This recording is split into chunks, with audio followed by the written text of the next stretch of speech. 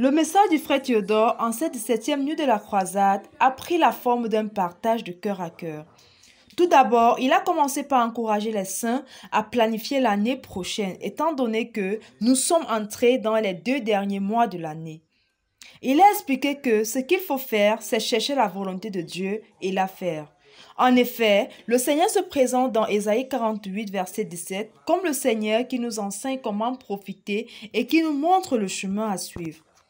Le leader a ensuite exhorté les saints à craindre le Seigneur et à ne pas être intelligents à leurs propres yeux. En fait, il leur a demandé d'apprendre à s'insulter eux-mêmes et de faire face au fait que chaque fois qu'ils se sont appuyés sur leur propre sagesse, ils se sont trompés. La voie à suivre consiste simplement à demander la volonté de Dieu et la faire.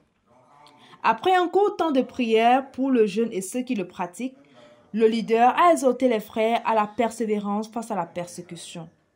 À la lumière de 2 Timothée 3, verset 12, il a établi le fait que tous ceux qui veulent vraiment exceller ou plaire à Dieu dans quelque chose seront persécutés parce que l'excellence et la piété appellent la persécution. Il a étayé cela avec la persécution de David par le roi Saül, expliquant que Saül a inventé toutes sortes d'excuses. Mais la vérité est que Saül a persécuté David parce que David avait Dieu qui l'avait perdu. Et cela s'applique à beaucoup d'autres domaines de la vie. Pourtant, le problème n'est pas la persécution, mais la tendance à abandonner. En effet, la persécution est un témoignage de l'enfer que ce que vous faites dérange l'enfer. Par conséquent, avant la persécution, la meilleure chose à faire est d'exagérer ce que vous faites. Le dirigeant a ensuite encouragé les saints à s'inscrire à l'école de la souffrance afin qu'au moins quelques lignes soient écrites dans leur livre de souffrance au paradis. En fait, comme le dit l'apôtre Paul dans 1 Pierre 4, verset 13, si nous participons aux souffrances du Christ, nous nous réjouirons aussi à la révélation de sa gloire. Il a toutefois mis en garde contre les souffrances dues au péché ou au fait de se mêler des affaires d'autrui. Le frère Théodore a ensuite révélé qu'il existe des persécutions qui surviennent lorsque vous êtes sur le point de faire une percée. Ce type de persécution a été vécu par Néhémie au chapitre 6. Néhémie a subi des intimidations de la part des non-croyants qui ont exercé une pression politique sur lui en transformant leur interprétation personnelle et leurs soupçons en des histoires qu'ils ont présentées comme vraies. L'intimidation spirituelle de la part de personnes qui utilisent le langage spirituel pour l'intimider et l'empêcher de mener à bien son projet. Et enfin, l'intimidation de la part des co-dirigeants déloyaux qui ont établi un réseau de relations compromises et qui le mettent à l'épreuve. Mais comment Néhémie a-t-il géré toutes ces intimidations? Il n'a pas essayé de persuader les gens de son intention. Il n'a pas non plus essayé d'écouter toutes les prophéties qui lui semblaient favorables.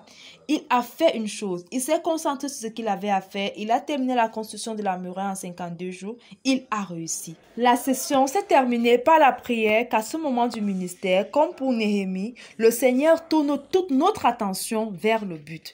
Tel était le contenu du message de cette 17e nuit de croisade, RTVC. If there is any domain in which you really want to please God, s'il y a un domaine quelconque dans lequel tu voudrais vraiment plaire à Dieu, if you start making progress in that domain, si tu commences à faire du progrès dans ce domaine, you will be persecuted. Tu seras persécuté.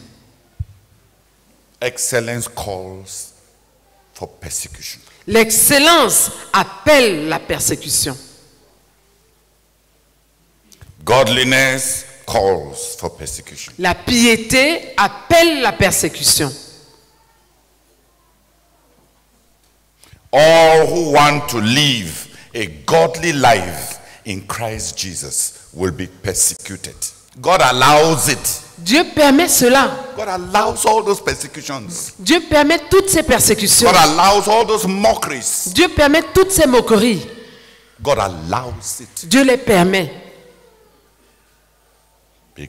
Parce que godliness is not for congratulation. Piété, ce n'est pas en vue d'être félicité par les autres. La piété, la bonté pour être vraiment bon doit être intrinsèquement bon. Donc si c'est parce que les autres applaudissent que tu continues à être ce que tu es, tu ne peux pas vraiment bon. Parce que tu as une bonté applaudie.